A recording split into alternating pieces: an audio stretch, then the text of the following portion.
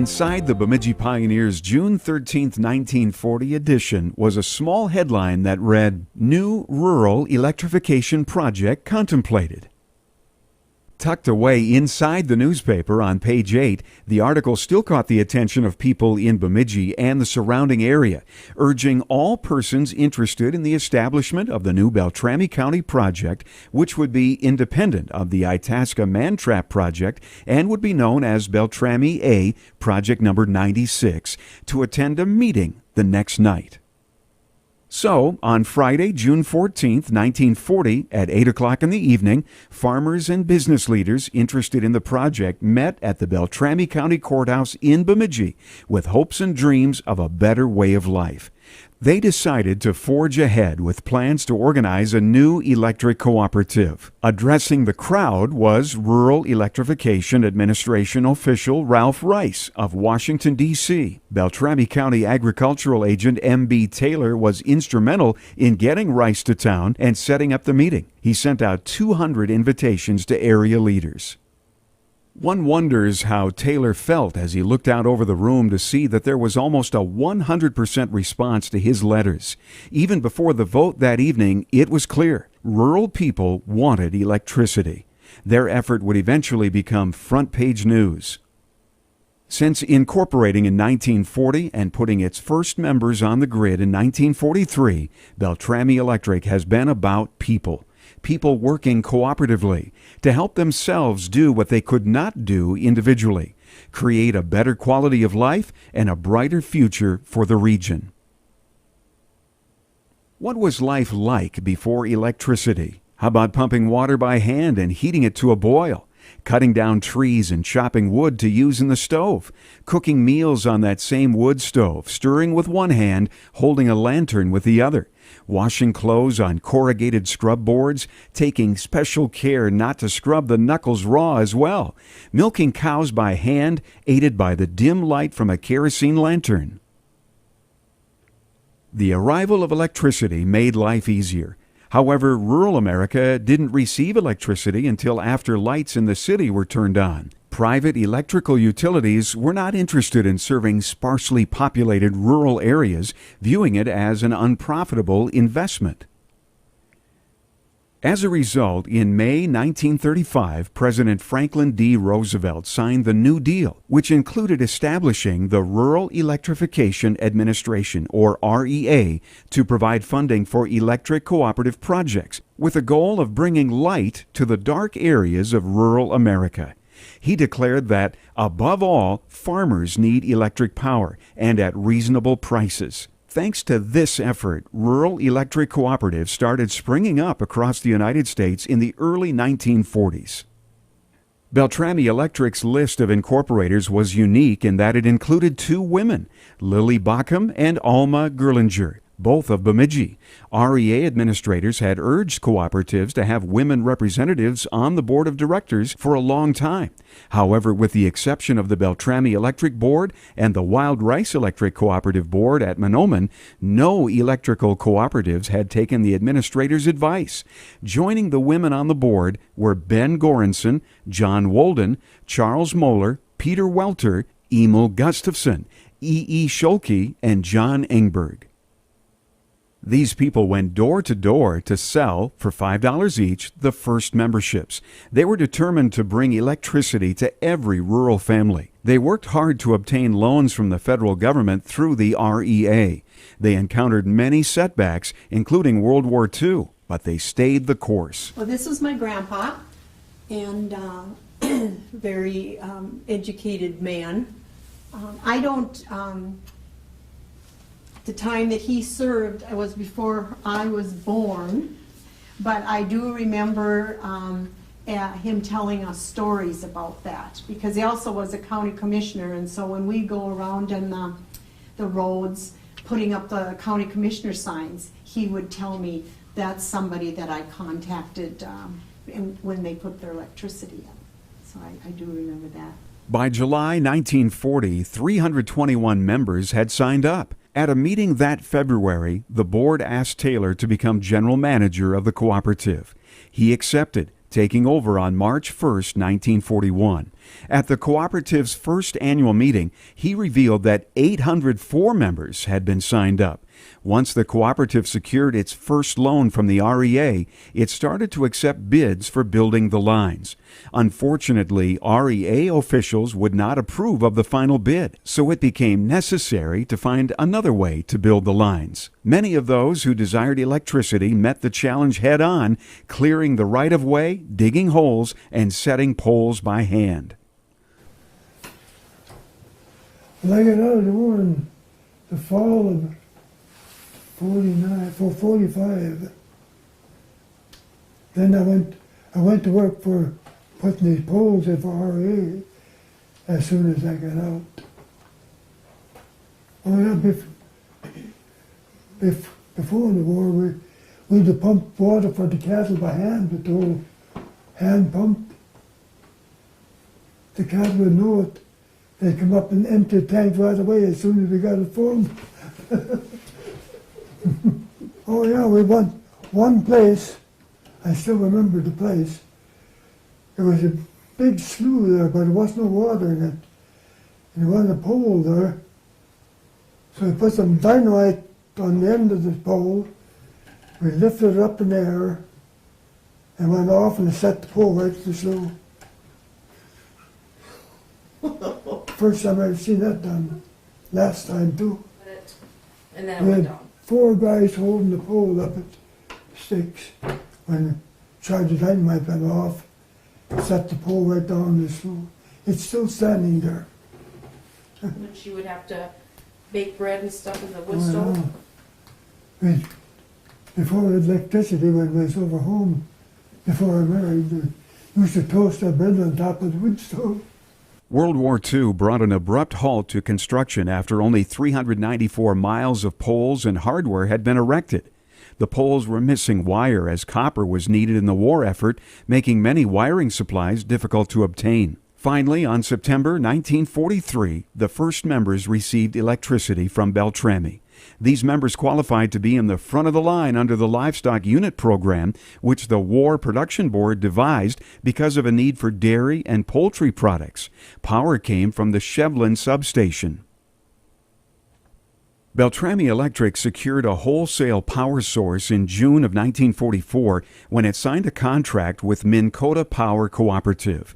Minn Kota General Manager Andrew L. Freeman was instrumental in forming the cooperative in 1940, having traveled to the REA headquarters in Washington, D.C. to secure a loan for a new power plant fueled by 3 diesel generators in Grand Forks, North Dakota. With Minn Kota and Beltrami Electric continuing to grow, Beltrami lost its manager when Taylor resigned in 1947. Earl H. Larson, a young Gonvick, Minnesota man, succeeded him.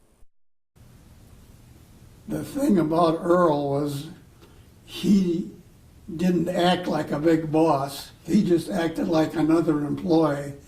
And that kind of set the guide for me to be the same way. When I was the manager, I didn't feel as though I was some bigwig. I just felt like I was another employee doing part of the work. And so I think that was a good thing to learn from Earl. And I grew up on a farm, on my grandpa's farm, and it didn't have electricity. And for many years until REA came along. So I was a boy that really appreciated what was happening in the rural areas as far as with rural electrification. It made me proud to be a part of it as I got older. Under Larson's leadership in the 1950s and 1960s, Beltrami linemen worked tirelessly to wire hundreds of miles of line. By the 25th anniversary in 1964, 1,705 miles of electric line had been constructed, serving 5,500 members. Receiving electricity was a life-changing event for the rural population. Consumers soon began to realize the many different uses of electricity, and demand grew. Well, we wouldn't be the country we are today had we not had electricity. Right, right.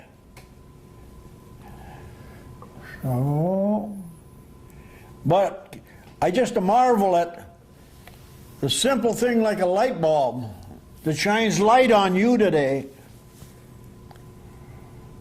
and yet we couldn't use the minimum when we were back and first came into being.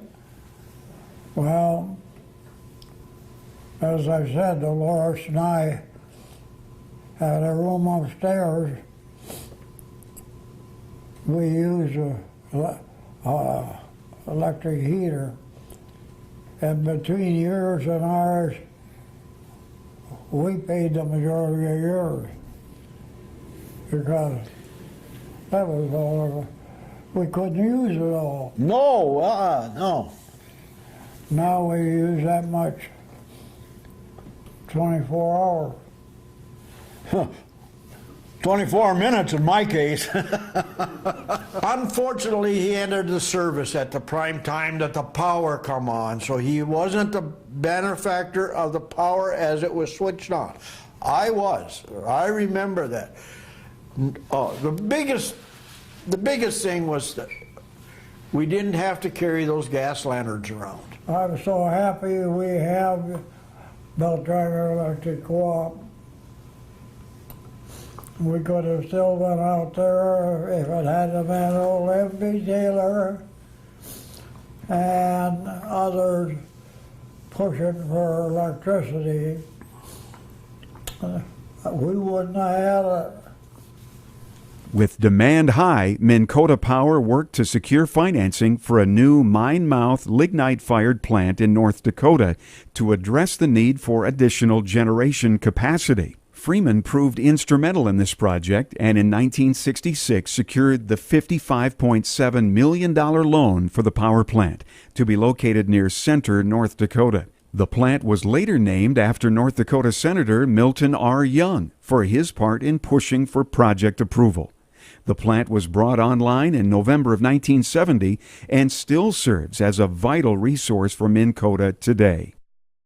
I really admire that man because he was very dedicated, very honest, and persevering. I think things that he didn't tell me about himself, others did after he passed, but one thing they've always said, he would not, if he believed in something like he did with getting power to rural areas, he would not give up on that idea. He would just keep trying until people said, this man isn't going away, we better just give him what he wants, and that's the kind of person he was. I guess one thing, it's kind of sad to see how many people take things like that for granted. They don't really know all of the hard work that went in just to get light bulbs to come on in a farmhouse for the first time. They don't know the stories and what that felt like.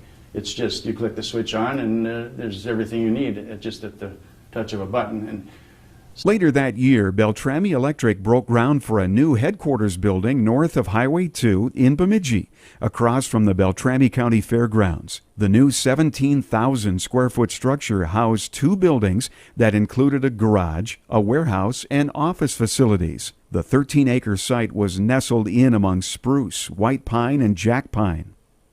Electricity usage continued to grow through the 1970s, and investments in power generation and delivery systems proceeded at a steady pace. However, the energy crisis of 1973 saw a shortage of petroleum products, gasoline, diesel fuel, and heating oil. The rising prices and insecure supply of fuel oil and propane created a strong incentive for consumers in the Minn Kota service area and elsewhere to switch to electric heat. As a result, Beltrami Electric and the other cooperatives and Minn Kota searched diligently for a low-cost alternative to building a new power plant, and working together, they came up with a solution. They started a load management program with off-peak electric heating. Consumers sign up voluntarily to allow Minn Kota to temporarily turn off their electric heating systems during times of peak electrical demand. During these times, they automatically transferred over to their backup fossil fuel heating system and then later returned to electric heat service. In exchange, consumers received a discounted retail electric heating rate. With this off-peak program using ripple controls, Minn Kota continues to more effectively manage its existing power resources. Larson retired on June 1, 1982. On the recommendation of Larson, the board offered the position to Don Anderson, who had been the office manager at the cooperative for over 18 years. Anderson retired in October of 1989 after nearly 41 years working at cooperatives. The board of directors selected Roger Spirey to succeed Anderson as manager. Spirey managed Beltrami Electric through years of stable electric rates and several significant events, such as cooperative development. In the late 1990s, Beltrami Electric partnered with Paul Bunyan Telephone to form cooperative development and created Bemidji's Technology Park, a research and development park. It was designed to provide technology-oriented companies an opportunity to do business in a progressive, business-friendly environment and allow for access to advanced communications and services. In addition to the establishment of Technology Park, Cooperative Development contracted for directional drilling and underground telephone and electrical construction. Today, Cooperative Development has 70 employees and performs directional drilling for water and sewer lines, sprinkler systems, underground power lines, and more. Also in the 1990s, Beltrami Electric partnered with 6 other cooperatives to form Northern Safety and Security. Today, Northern Safety and Security provides various home monitoring security systems, such as well-known Life Call, which allows subscribers to call for help with a push of a button. About this same time, Beltrami Electric looked at plans to expand the facility at 2025 Paul Bunyan Drive Northwest. That was until Walmart approached the cooperative and wanted to buy our property to build a supercenter. After selling the property to Walmart, Beltrami Electric built a new 62,000 square foot building in the technology park. Maybe the biggest issue that happened in my tenure was probably the sale of our headquarters about roughly a mile from here, and then the building of the new headquarters here in the cooperative development property. I guess that, to me, that was a monumental thing, and I still remember selling it. When we sold it to the property to Walmart, we were quite fortunate at that time to have more than one party interested in the property that we did have. And we were also in the process of adding on a large addition to that property because we frankly had outgrown it. So our decision was to build on, and then along came two nibblers that were very interested in buying our property, more interested in us keeping it, and so that's what forced us basically to make that decision and move out to this area. This building was built in a technology park that was formed, I'm shooting from the hip a little bit, probably 3 to 4 years prior to the building of this building. We formed a technology park out here and had already started the buildings that in this park. And obviously we bought 12 acres or whatever it is out of that tech park to take care of this facility. So probably that would, I'd have to say, would be the biggest highlight that I had as far as in my career.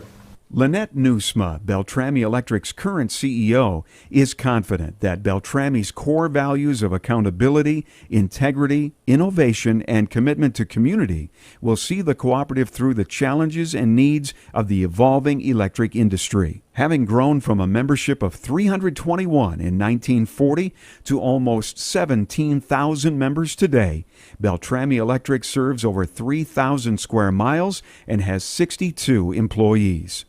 Electricity changed the lives of our members, and so too has today's technology, providing significant makeovers in customer service and operational efficiency. Beltrami Electric has progressed from member-read meters to a system that automatically reads meters and assists with identifying services that are without power.